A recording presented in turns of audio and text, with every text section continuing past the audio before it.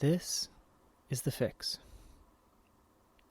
The Fix is a podcast about how to fix being unhappy, feeling like you have no control.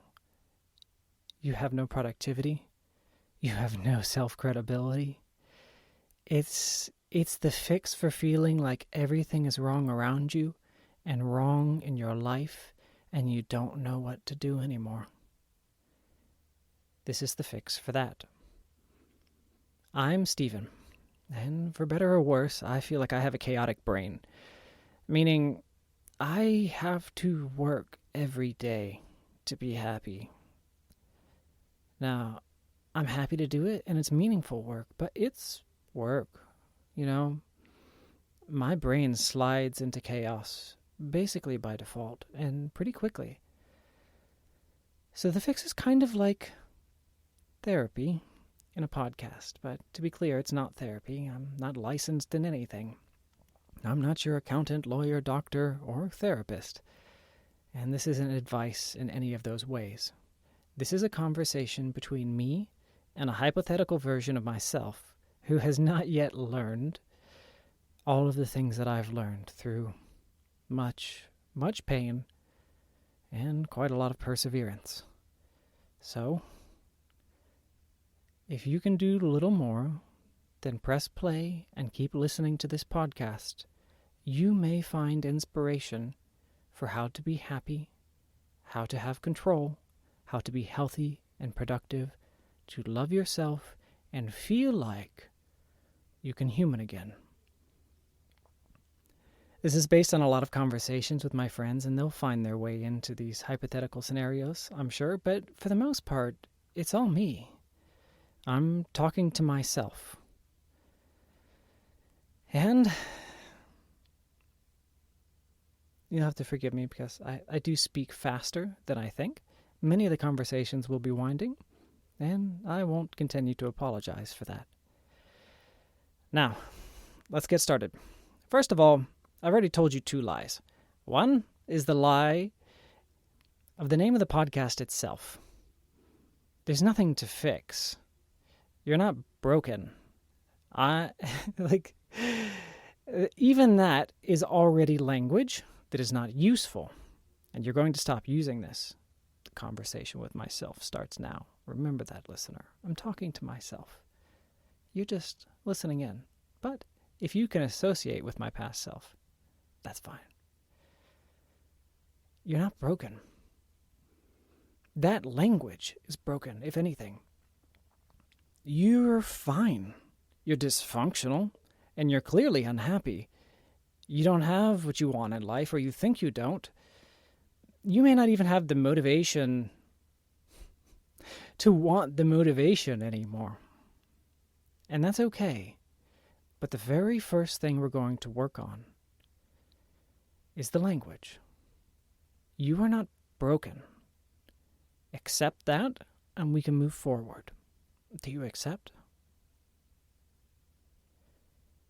Good. All right. You're not broken. Stop using that language. Okay? However, we can get you to feeling healthy and happy. The second lie I've told you, I've implied. I'm not going to fix you. I can't fix you. One person cannot fix another. I'll say that again. Because people keep trying. It doesn't work.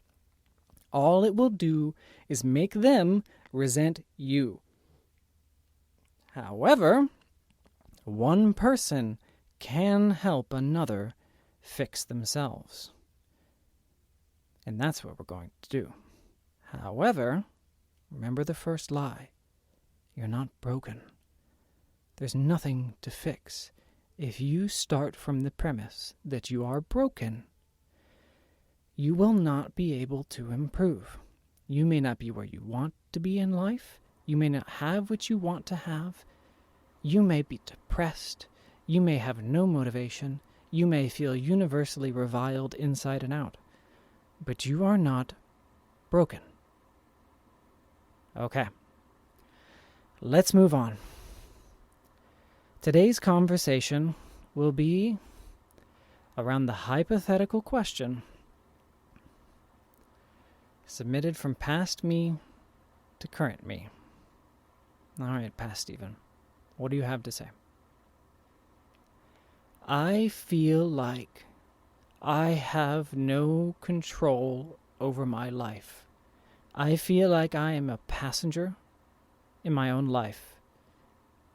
My days go by and I make promises to myself. I try to do things. But every single time, my motivation falters. It's like the world is conspiring against me. It's like everything I do doesn't matter. It all crumbles before me. It's as if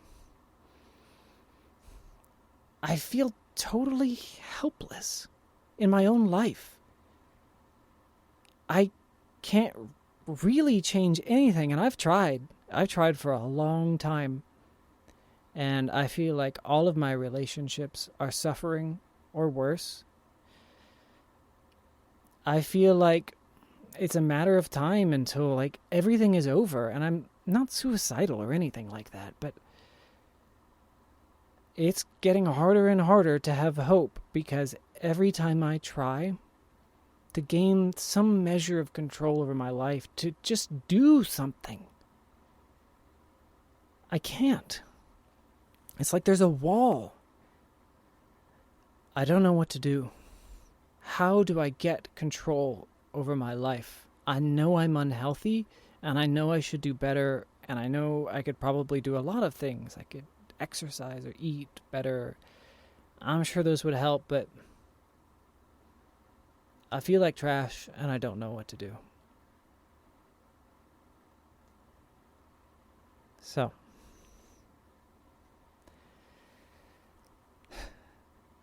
here's what you need to do.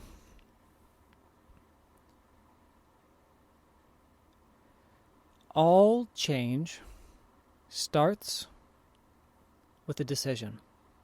It all starts with a belief. There are a few fundamental beliefs that if you can keep them in your head, you can do anything. You can do all of this by yourself. You don't need me. You never did. You don't need anyone else. You already know enough. And what you don't know, you have the ability to learn and acquire. You can get where I am. And in this case, I know you can get where I am because I am where you wanted to get. Please let that sink in.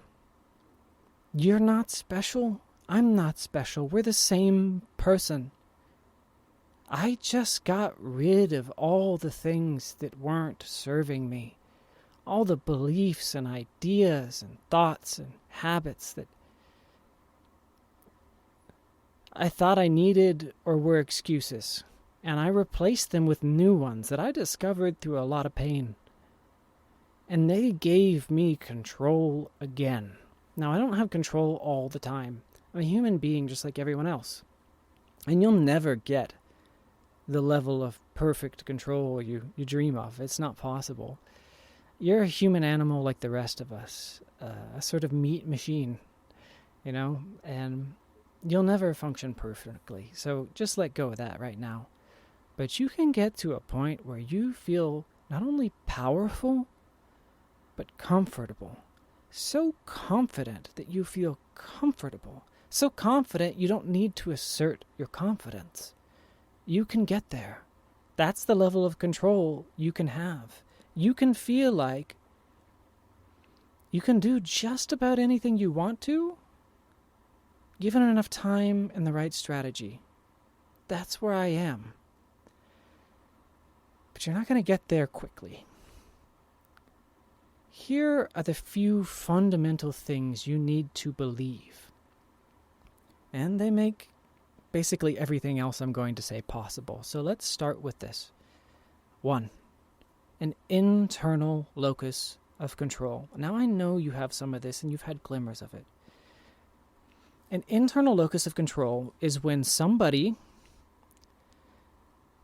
views the things that happen to them the rewards and punishments inflicted on them as if they are something that they have control over. It is a fundamental worldview. It is a belief that you have control over your actions and the things that happen to you, good and bad. It is the belief that your life is not on rails, and that while you never truly control everything, you believe that most of the things that happen to you, good and bad in life, are your fault, or said another way, your responsibility. An internal locus of control means when somebody yells at you, you consider, did I do something wrong? An external locus of control is the exact opposite. It is the default worldview that when something good or bad happens to you, it was somebody else's doing. That could be a deity, that could be your friend, that could be anybody. It could be the system, it doesn't have to be a person. It could be a force of nature or economic system, rule of law. An external locus of control is a belief, it's a default reaction, really, more than a belief. It's the reaction that when something goes wrong or right, it was because something outside of you was primarily controlling that. You are basically a leaf on the wind. Now, a lot of people don't want to think about this, but let's make it concrete again. An external locus of control is when somebody yells at you, you get angry for them yelling at you. Why are they yelling at you? You didn't do anything wrong. It's the immediate reaction that what is being inflicted upon you is the doing and maybe misconception of another person. Another thing. The world is being inflicted upon you. And the very best you can do is inflict back. Right? That's about all the control you're allowed. An internal locus of control gives you the default reaction that what you do or don't do is entirely up to you. And I won't belabor the point too much, but you can't do anything if your default reaction to especially negative events is to blame, deflect, or make excuses. So the first thing we're going to do together is you are going to decide, I have an internal locus of control. Say it out loud with me. I decide to have an internal locus of control. I don't make excuses. I don't blame. I don't deflect. It's all my fault. It's all my responsibility. Now, you may feel a sort of searing heavy weight in your chest, like, Lord, it can't all be my fault. Like, you know how many crappy things have happened to me? Like, there's no way any of that was my fault. It's not about that. The reason you get an internal locus of control is not about who deserves the blame. It's not important.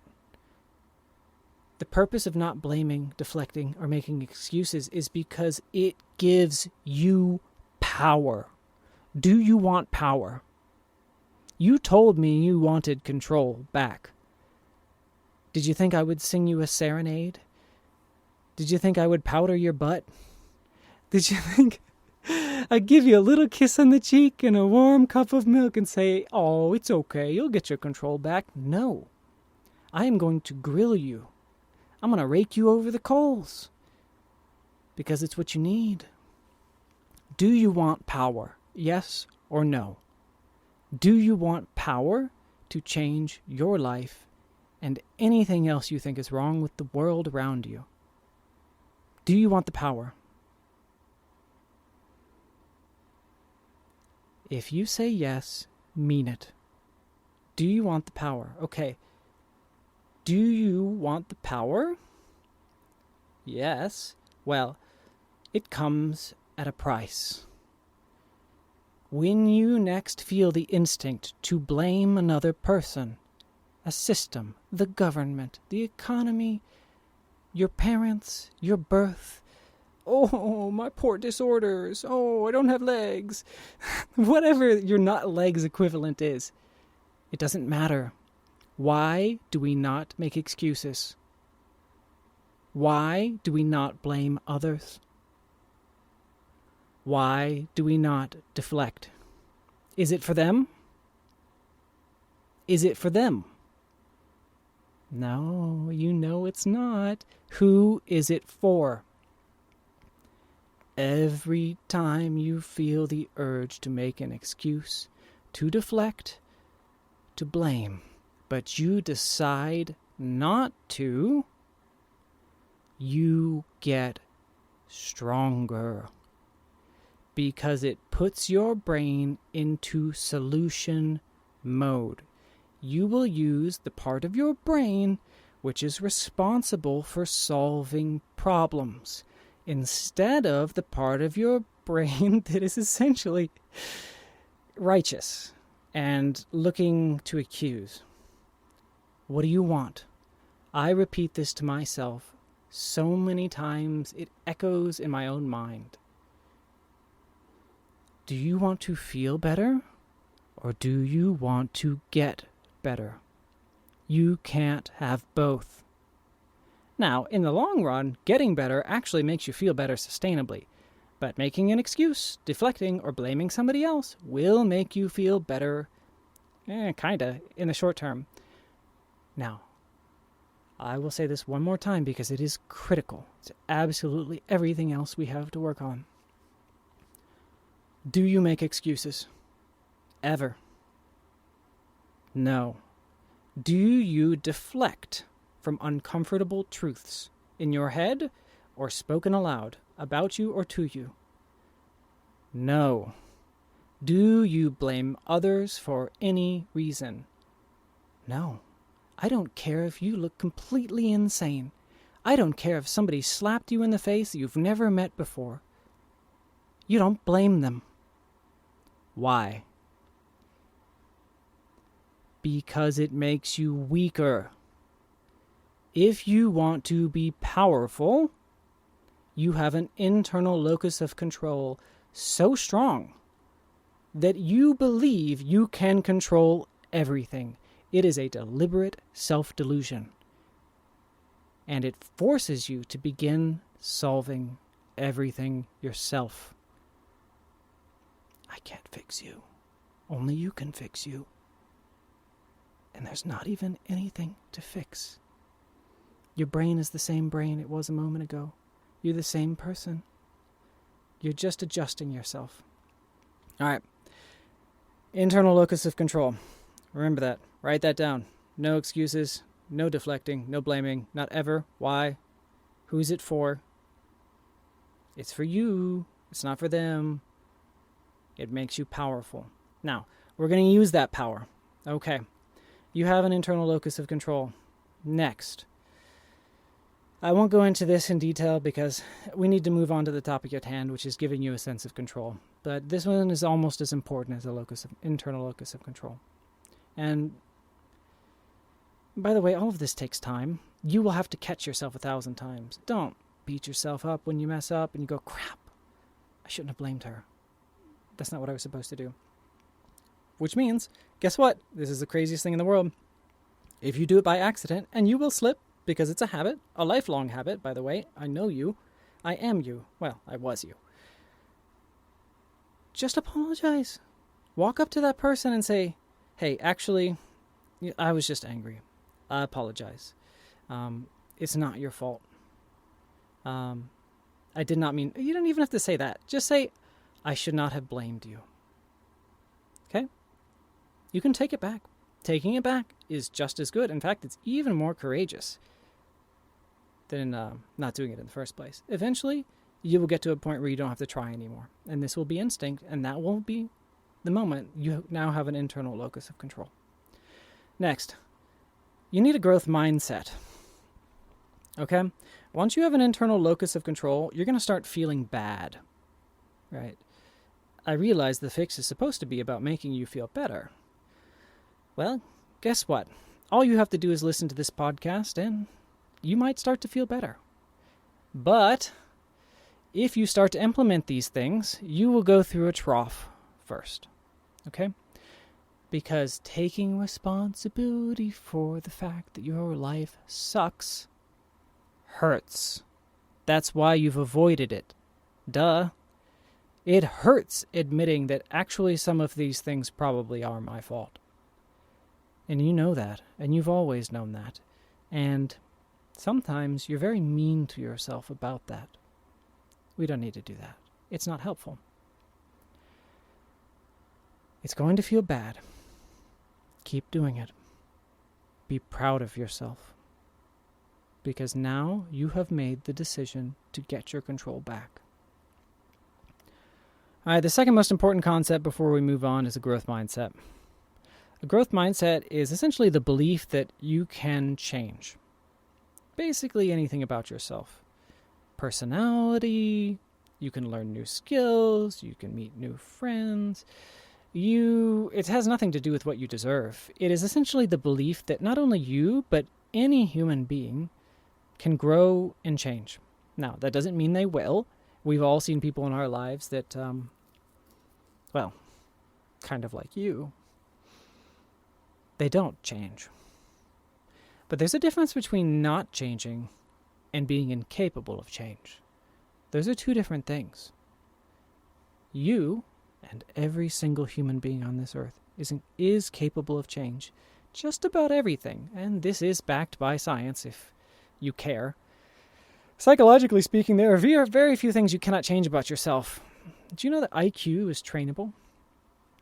Did you know that information processing speed, that is, essentially the speed at which you can take in information and solve problems, is separate from how smart you are? Those are two different things. You can actually be very smart, but very slow. In fact, people use the word slow as an insult without realizing that smart and slow are two different measures. They're two different skills. Now, there are some things you can't change, or at least it seems clear from the evidence that you can't really improve them very much. But do we make excuses? Nah, All right. It doesn't matter.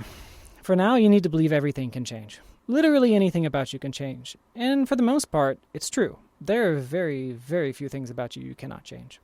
Or anyone. So take it on faith for now. You have a growth mindset. Okay? You can change. That doesn't mean you know how. That doesn't mean you'll improve everything. That doesn't mean you'll be able to improve everything to the level you want it to be at. But it also doesn't mean you can't. Okay? So for now, 1, internal locus of control. 2, you can change. Okay? I'm just saying you can. It is possible. I've done it. I know you can. Okay. Now that we have these two pieces, you can do anything. Can do anything. Not will. If you actually believed that just listening to this podcast would mean you could do anything, you're delusional. It doesn't work like that. You're going to suffer. But this is a different kind of pain than you're used to. This is the pain of growth.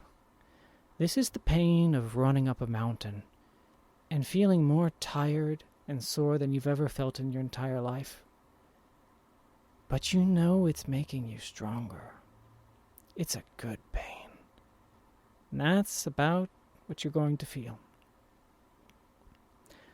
So, past hypothetical me, what is it you want to say in reply to all that?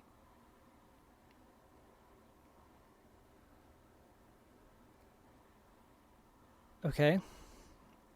I can do those things, but I don't really see how it helps me. I don't even have the motivation to do anything. Like, Yeah, I know some of these things are my fault, but what does it matter? I still don't know what to do. You haven't... I appreciate that you're trying to help me, but I'm not really sure what I'm supposed to do differently.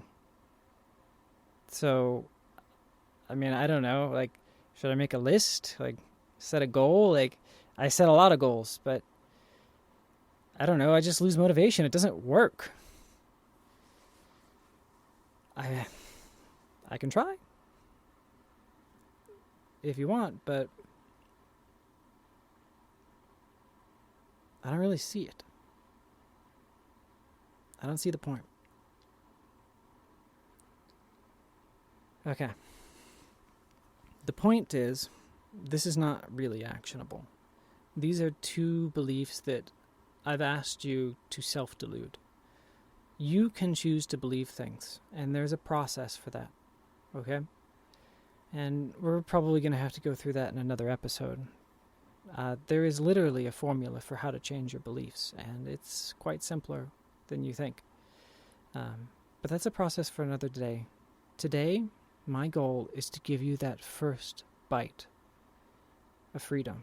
That sense that you actually do have a little bit of control. Alright, so here are your rebuttals. You don't know what to do. Cool. Do what I told you to, first of all. Stop making excuses. Stop blaming. Stop diverting. Go write it down. Get a piece of paper. Go write it down. Internal locus of control. Alright? If you blame, deflect, or make excuses, you're screwing up. 1. I have an internal locus of control. 2. I have a growth mindset.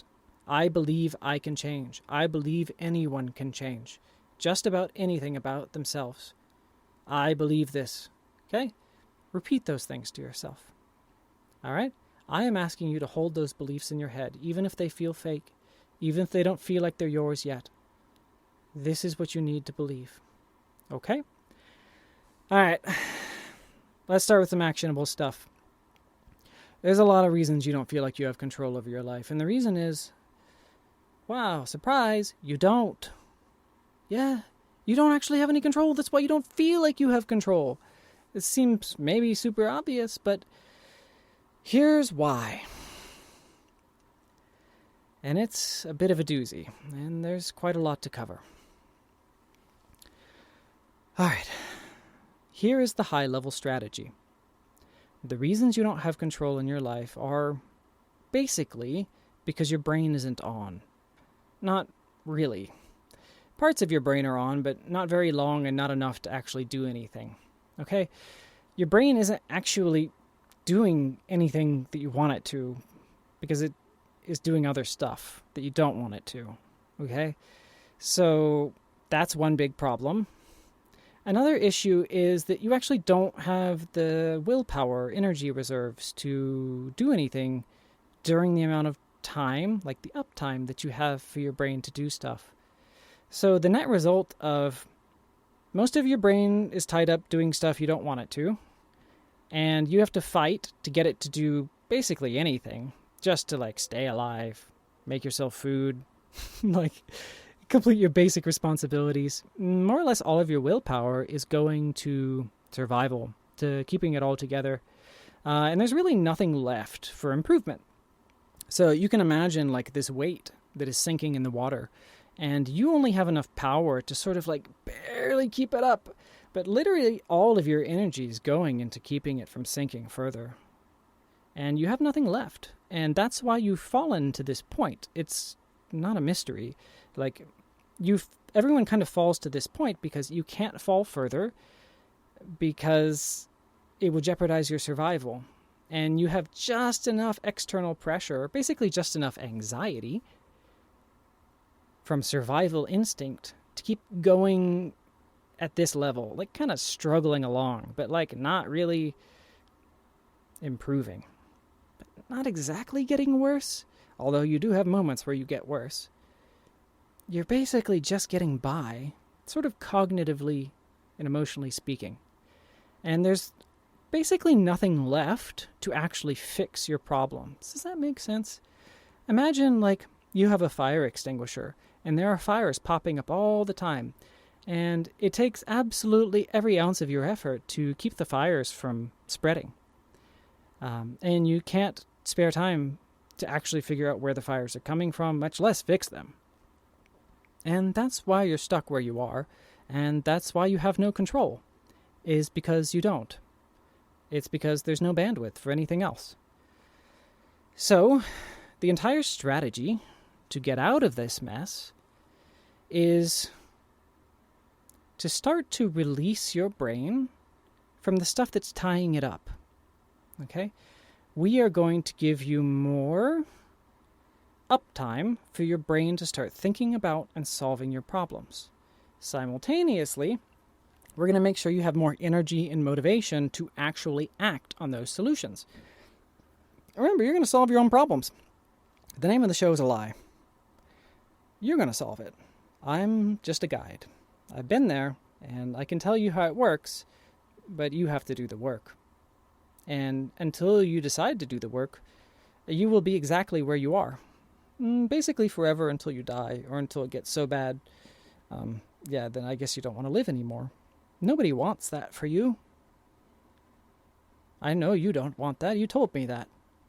So you have two choices. You can sort of skate along on the bottom of the ocean forever, kind of in a zombie-like state, mostly miserable, with fleeting moments of joy that only really serve to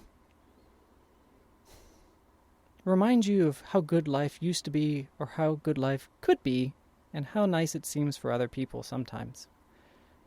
Is that what you want? No. Do you understand why we started with a internal locus of control now?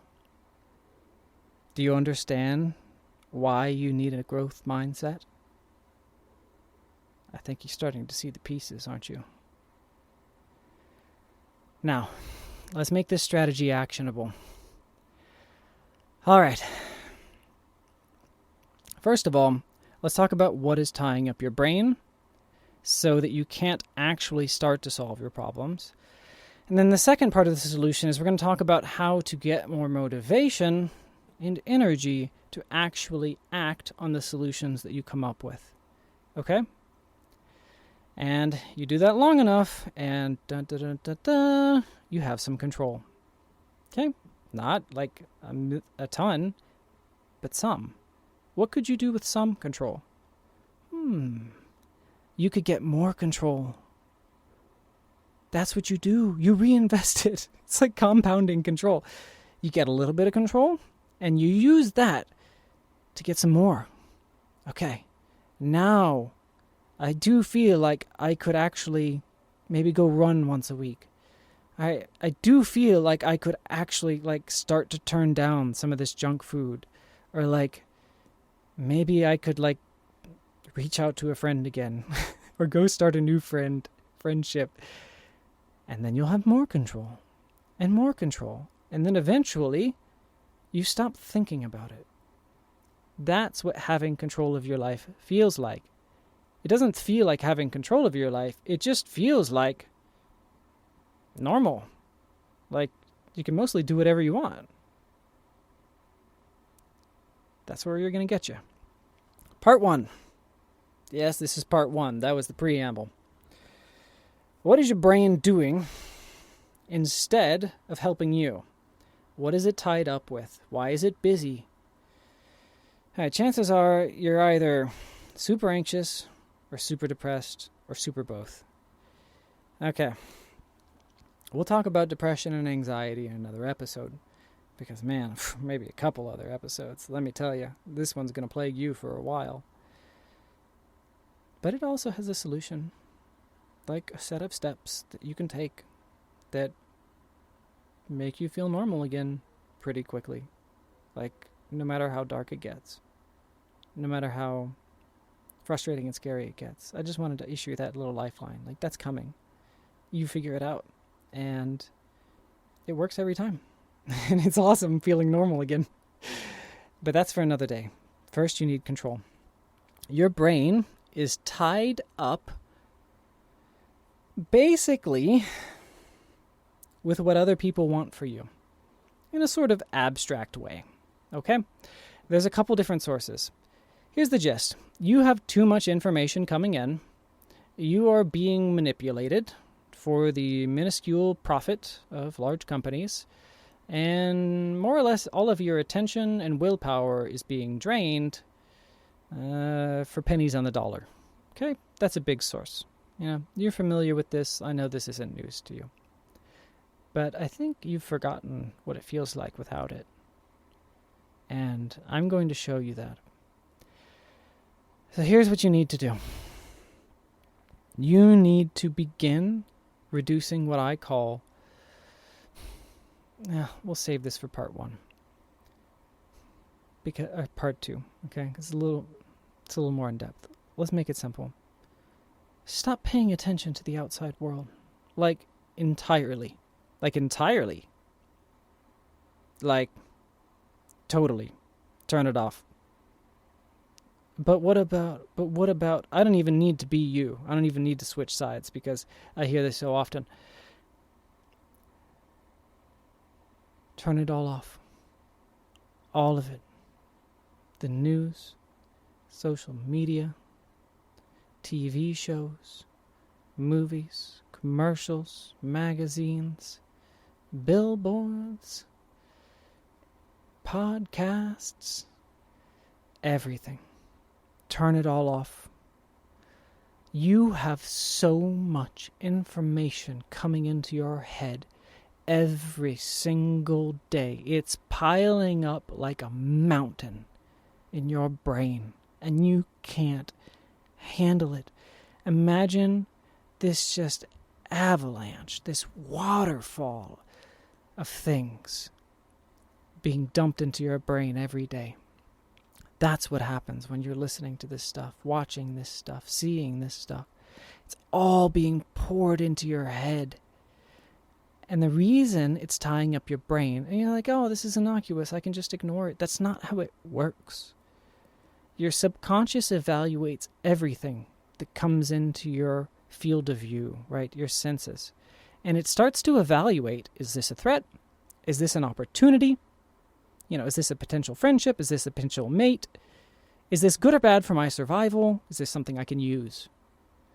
It's trying to figure all of that out, and it doesn't understand, hey, I'll just ignore this. It doesn't work like that. Think of it like two brains. There's another brain, and it's much bigger, and it's always analyzing. Everything you see, hear, do, it's always analyzing. Is this useful? Can I use this? Is this bad? Should I be scared? Is that a friend? Is that a foe? Did she like me? Always analyzing. And the more information you pour in, the bigger the mountain gets that your subconscious needs to sift through to make decisions on. Oh, should I finish that? Or should I have done this? It's all piling up in your head. It's piling up. Okay? Now, it's normal for lots of information to come in and get processed, okay? This is an important part of your brain. However, here's an insidious second part. All right. When you feel bad, what you do is something I call a dopamine-seeking activity. Okay? What this is essentially pain avoidance. If you have ever felt when you come home, often after work, I'm just going to watch a TV show, or I'm going to open social media. Whatever it is, right? It may not even be conscious, but it's probably not. You just do it automatically. The reason you do that is because you need a dopamine hit. And this is weird, so bear with me, okay? The way your dopamine system works at a very high level is you have a baseline dopamine level. This is think of like a graph, a line chart. And the higher the line, the more motivation and energy you have to do stuff. If you've ever felt like super motivated and ready to go, that's because you have high dopamine. All right? If you've ever felt like, oh, crap, I can't. Nope, I'm done. I'm not going to do anything. I can't even get up off this couch. Nope, not doing anything. You have very low dopamine. Okay? This is a simplistic model, but let's go with that. Now, the baseline level of dopamine is basically where are you on average? Where are you when nothing is going on, right? When you're not deviating from the norm up or down. You're neither super motivated, nor are you super unmotivated. This is just normal for you. All right.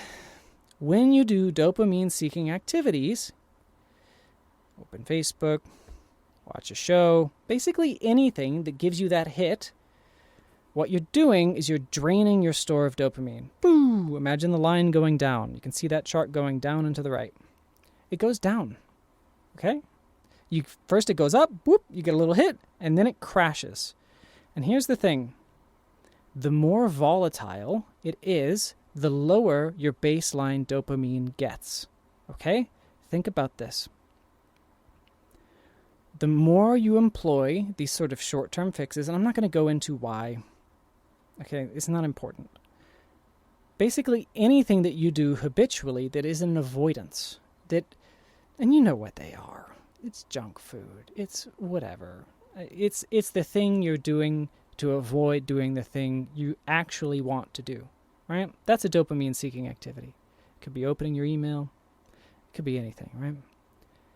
You get a little bump, and the reason you're doing that is because you're trying to get back to normal. You just want to feel good again. But the trick is, it's a short-term fix. It is a short-term, you can think of it like a debt, like a credit card. Yeah, you get it real quick, but you pay more in the long run. Okay? What do you think happens to you, let's just say hypothetically, to a person when you do this over and over and over again? Remember, your baseline sinks the more you do this. Yeah, you can see where this is going. You have no energy. And in fact, you probably can't even feel normal unless you are tying your brain up. Unless you're getting these dopamine-seeking activities. Okay? Cool. So keep that in your head. First of all, you got too much information coming in. Shut it off. All right? I'm not going to tell you how. Maybe that's a strategy for another day. Today, we're getting kind of holistic. We'll dive into the details another time. Turn it all off. All of it. Turn it all off. Block it. Ban it. Tell people you'll never do it again. Delete the apps. Throw your computer in the trash can. I don't care. Turn it all off. Okay? You need to reduce the amount of noise coming into your head. All right? This will reduce the amount of decisions you have to make. Great. That's awesome. Now, the other insidious part about tying up your brain with these dopamine-seeking activities is they literally turn off your default mode network. Okay? Basically, they tie up your brain. And this is one of the reasons you like these things. TV shows, social media, whatever, right? Is because they actually kind of turn off your brain. You don't have to think about how bad your life sucks. You don't have to think about how sad you are, how you wish things are different. You don't even have to think about how guilty you feel that you should be doing something else. Because it kind of does turn your brain off. Okay? Because the part of your brain that you're turning off is the default mode network. Basically, you're silencing your inner thoughts. However, when you abstain from all this, and you will feel a lot of pain. The pain of boredom like you've never felt in a long, long time. Don't be frightened. This means it's working. This is what you should feel. It will hurt like crazy. Very hot boredom. This is good. This is your brain screaming for its fix. Because it needs that dopamine. Like, you literally do need it. It's an important neurochemical. But you'll be fine. Alright? Just bear it. Go for a walk. Do whatever. Do anything less stimulating. Anything less stimulating. Always start downgrading how stimulating these things are. Most of your time should not be spent in these high stimulation activities. They're killing you. They're literally draining your motivation and tying up your brain. All right, go for a walk, journal, go gardening, do something where yard work is great, do something where your mind is free, okay? Your mind specifically is free. Go for a drive. That's fine too. Anything you can do that frees up your mind, okay? Stop doing the things that tie up your mind, okay? Turn off the information, avoid the dopamine-seeking activities, and start doing something right now, the moment you feel that hot boredom, that does not tie up your mind, but maybe ties up your body or your hands. Simple labor is good for this, cleaning the house. Now, what you're going to notice is your thoughts begin to wander. You begin to daydream. You begin to think, okay? That means the default mode network is turning on. That's the part of your brain that is responsible for reflecting on your experiences, making decisions, and basically solving your problems. It's going to pose a lot of ugly, weird questions that you don't want to answer. Let it go. Just follow your thoughts, okay? Just daydream. Think. You will naturally, this is the purpose of the default mode network. Its job is to imagine the future, reflect on the past, and decide what to do differently. Now, does that sound useful? Remember when we talked about how your brain is so busy doing other things, it doesn't have any capacity to come up with how to solve your problems? This is why your default mode network isn't turning on anymore, because you are turning it off every time you tie it up with podcasts, with YouTube, with social media, with videos, with anything, text chat, sitting in a room, video games. You're turning it off. The part of your brain responsible for improving your life and coming up with ideas and solving problems doesn't turn on anymore. Think about what that does over a long time period and reflect on how that might cause you to stop solving your own problems and create problems as a result. This is a big part of why you don't have control. Okay? Make time for your default mode network. Give it as much uptime as you can. I love going for a long walk first thing in the morning, like ASAP. Just pop right out of bed, put the shoes on, brush your teeth if you have to or whatever. Walk. No podcast, nothing. Nothing but you and the sidewalk. And just walk. 30 minutes to an hour is best. Make it a habit every single day. Turn on your default mode network and it will start sifting through that mountain of information you have given it. And it will start figuring out your life for you. This is the purpose of this part of your brain. Now, it's rusty. It's out of practice. Be kind. Let it work. Okay? And it will start telling you what to do. You say, I don't know what to do. I say, this is why you don't know what to do. It's because the part of your brain responsible for solving your own problems isn't turning on. Okay? Let it turn on. Stop turning it off. Okay? All right. So stop turning it off. You will start coming up with your own ideas for how to fix your life. Trust me. Okay? And now that you have an internal locus of control, you believe it's your responsibility and you'll stop blaming others. Okay? This is critical because now you know you're the one who needs to change it. And what's wrong in your life is up to you to change. Okay? Number 2, you have a growth mindset, so now you believe you can change. It's your responsibility, and you believe you can. Okay? Keep those in your head, and now turn on the default mode network by freeing your mind. If you are thinking and daydreaming, and your brain is busy doing nothing else, your default mode network is on. If you are bored, that means it's working. That's good. It's working. You are finally getting your agency back. Okay? You have agency. The first part gives you agency. That is your ability to make decisions, think, reflect, and solve. Okay? It's in your head. But if you don't know what to do or how to plan, you'll never do anything. All right. Stop turning that part of your brain off because you are literally a puppet when it's off. All right. Now, you do this, you will not only feel way less anxious, but you're going to start coming with some ideas, simple stuff, for what you might could change and how you've screwed up and how maybe you can stop making it worse. Okay? But now we need to give you the will, the energy, the drive to actually follow up on some of these things. Right, this is a gradual process too. Remember the dopamine-seeking activities thing. All right? You're draining your motivation with this stuff. Not only are you turning off the part of your brain that's supposed to be helping you and replacing it with what is essentially white noise,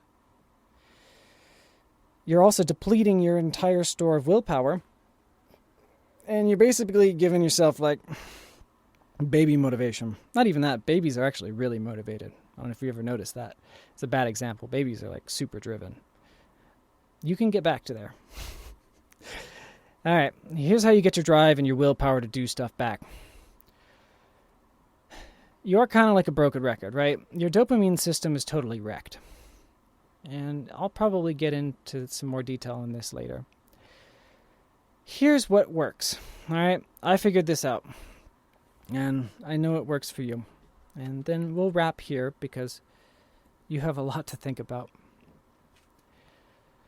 In order to get your willpower back, you need to increase your baseline levels of dopamine. This is basically how motivated you feel when nothing's going on, right? On average, on the average day, it's your baseline level of motivation. A driven person is just somebody with high levels of baseline dopamine, plus a desire to do something. Right? It gives you the reserves to do something. All right. You need to start setting rules for yourself. Like a lot of rules. But start small. The most insidious things are the things we've already talked about. And you know what they feel like. So you're going to use a technique that I like to call closing the door behind you on dopamine-seeking activities. Okay? Think about this. Closing the door behind you. You have terrible impulse control. All right? You suck. You suck at it. I still don't know how to not do things like that I know I shouldn't. Yeah, that may surprise you as somebody who claims to have control over their life, but it's true. Rather than trying to beat everything with willpower, I don't know how to do that. I still suck at that. So I don't. I just strategized around it. Now I don't even have to try really at all. Here's why. I use a technique called close the door behind me. So here's an example. I'm scrolling through a Twitter feed trying to figure out, what the market sentiment is for macro markets for investment purposes, right? It occurs to me, oh crap, I'm probably going to scroll until 2 a.m.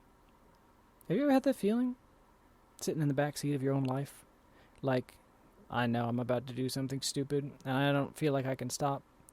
Maybe you try, maybe you want to fight it. Like, no, I'm going to close it. No, I can do it. All right. Yeah, that doesn't work. Well, not for me. And not for you because you are me. The worst version of me, but you can get better. Here's what you do.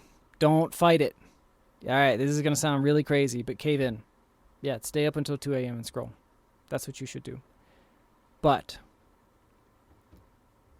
you do it in trade. Okay? Here's the trick. Your long-term mind and your short-term mind are in constant conflict. The long-term you is like, I know that this is going to make me tired tomorrow and I'm going to feel like trash. And I've kind of wasted my evening because there was 10 other things I wanted to do. All right? And it really wasn't that fun anyway, and it makes me feel bad afterward. So why are you doing this? And the other part of you is like, I want this. So you're going to use the short-term mind against itself. All right? You're going to trick it. The long-term mind is smarter. Okay? You're going to give the short-term mind what it wants. But there's a deal. Okay? This is like a deal with the devil, but in this case, it's a deal with an angel. Your long-term mind is going to win. It's going to concede the battle and win the war. Here's what you do. Okay, short-term self, I'll let you stay up until 2 a.m. Not only will I let you stay up until 2 a.m. scrolling as long as you want, I promise not to make you feel bad. I won't feel guilty at all. Okay? I won't make you feel guilty in the slightest. Have fun. Do it. Go ahead. Scroll as long as you want.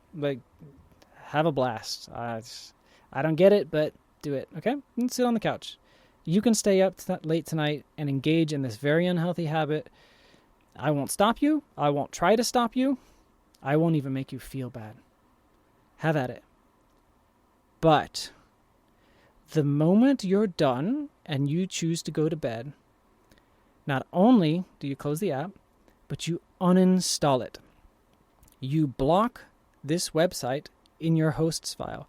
For those of you who don't know how to do that, it doesn't matter, okay? It just means you can't get to the website on this computer, right? Kind of like a school computer thing. There is other software you can use to do the same thing. What that means is it's a trade. Your long-term mind says, cool, I'm not going to fight you on the impulse control. Go right ahead. You're a moving freight train. Just do your thing. But I'm going to close the door behind me on this dopamine-seeking activity so that the next time I know you're going to get the urge to do this, it's gone and you can't, or at least it's very hard. And it is significantly easier to do something you know you shouldn't. It's significantly easier to do the right thing when doing the wrong thing is exceptionally difficult. All right? The next time you go to open this app, and you're going to be like, it's gone. It's like stepping off a stair and there's like nothing there. It's like, whoa, that sort of feeling of like, whoa, wait a minute. It's like waking up because your habit loop trigger is breaking. All right? So it's a trick. The long-term mind knows that the short-term mind is sort of impulsive and foolish, and it will make a deal that is actually in the long-term mind's best interest. Who cares if you stay up late one more time? You're trading one more bad habit day for a lifetime of never doing it again. That's the trick, okay? Close the door behind you. Now, you can sweeten the deal because brains are crafty, and there may come a day when you are so desperate for dopamine that you will go download the Twitter app and log in again and figure out what your password is. So here's the sweetener, right? Okay? Not only do you, because the short-term mind is dumb. It just wants what it wants right now. It'll agree to anything. This is the trick. All right? And for those who are curious, your brain is actually kind of structured like this. They are actually like two different separate minds. Now, they are unified as a single self, of course, but they are actually like two different individuals competing and arguing with each other. That's why when you talk to yourself, you are different pieces talking to each other. Just fun fact. So it is actually two different kind of entities talking to each other. Weird, huh? You add a sweetener. Remember, short-term mind will agree to anything. Not only are you going to close the door behind you, but there is an implicit threat here. If I ever see you try to engage in this habit again, after tonight, by the way, tonight you can do whatever you want. Have at it. Have a blast. If I ever see you try to install this app again, or remove, Twitter from the host file block, if I ever see you try to circumvent the measures that I'm putting in place after this, I will punish you, and you will regret that decision severely. You will never do this again. Is that clear? Speak to yourself exactly like that. Exactly like that. Okay? And here's the other thing. You need to mean it. And if you ever do try to circumvent those controls, now don't hurt yourself or anything like that. It's not what I'm saying. I mean emotionally. I mean literally blackmail yourself, if that's what it takes. There are no levels you should not go to, within moral and ethical reason, in order to make it clear that you mean it. We're done with this. Do not ever cross this line. Not only is it removed and blocked, and can you not get to this thing anymore, or whatever your new normal is, right? It doesn't mean that closing the door behind you can never do something. Like never checking your email again is not feasible. But you're crafty, and when you turn on your default mode network, you will begin to find ways to start to enforce your rules, okay? So add that sweetener. It's a self-threat. Promise, really. It needs to be a promise because you need to believe it. And you need to question yourself immediately after that. Do I mean that? The answer needs to come back a 100% resounding, oh, hell yes. Do not test me. Okay? Cool. Close the door behind you. Get your uptime up for your default mode network. Turn it on as much as possible. You should be bored more often. Okay? Because that means your brain is starting to work for you instead of somebody else. All right? You're never going to solve your own problems if it's not working for you. And 2, close the door behind you on dopamine-seeking activities. Make it harder and harder and harder to do the things that you know are draining your willpower in the long term. All right, keep doing that. In about, after a day, 2 days, you're going to start feeling like, whoa, I actually kind of want to do some things. I think I'm going to clean the house. This is what boredom does for you. You will actually have the will to do things. It's crazy. And by the way, you're going to keep running into more and more activities as you find them. That's fine. This is normal. It will take time to find the right rules. And one last piece of advice, and this is something you're going to hear me say constantly for you. Write down the rules. Read them back to yourself every day. I like in the morning, first thing you do, literally, I just use a Google Sheet. So I have an internal locus of control. Let's put that one at the top. I don't blame. I don't deflect. I don't make excuses. Ever. Right? Put that one right on the top of the spreadsheet. Right below that on the next line, growth mindset. I believe that I can change just about anything about myself. You can take about the just about if you can take that out if you want to. I believe I can change anything about myself. I believe that anyone can change anything about themselves. That's the second line. I have a growth mindset. And then right after that, I want you to start writing your rules for closing the door behind you on your dopamine-seeking activities. Maybe adding the rules for the routines that you want, for increasing your uptime. I take a walk first thing in the morning, right? I take a long drive when I'm feeling stressed. Whatever it is, right? I do gardening on Saturdays after whatever this. You know your life. Follow your own rules. They're yours, remember? I can't fix you. You're not even broken. You're going to help yourself. It has to come from you. Internal locus of control. All right. So now you got your spreadsheet. Read it back to yourself every day. As stupid as that sounds, it takes just a couple seconds. This is one of the few habits that holds all the others together. It's a master habit. It contains all of your other habits. It's a self-reinforcing loop of who you want to be and how you want to act. It will smack you in the face every single morning and remind you of who you want to be so that you can never, ever forget. Okay? Never stop doing that. Do it every morning. If you forget in the morning, do it in the afternoon. If you forget in the afternoon, do it at night. If you forget the whole day, do it the next day. Doesn't matter how long it's been since you've forgotten. Get back to this one master habit. Read back the principles and rules that are important. This is how you want to live. Remind yourself. All right. Make sure you're closing the door behind your dopamine-seeking activities so that you don't continue to repeat mistakes. This will slowly increase your baseline levels of dopamine. That takes time. It will take a couple days to start getting back to normal, maybe a couple weeks to start getting back to whoa. But I guarantee you, if you do all these things, you put them in a spreadsheet and you remind yourself every morning by reading them back to yourself. In a couple weeks' time, you will have way more ideas about how to fix your life than you've had maybe in months or years. And you're just now starting to have the willpower to follow up on them.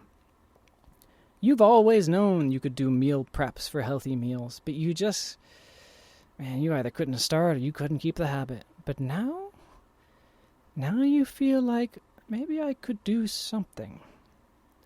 And you don't have to do everything because once you have a little control, well, you know what you can do with that. You can get some more.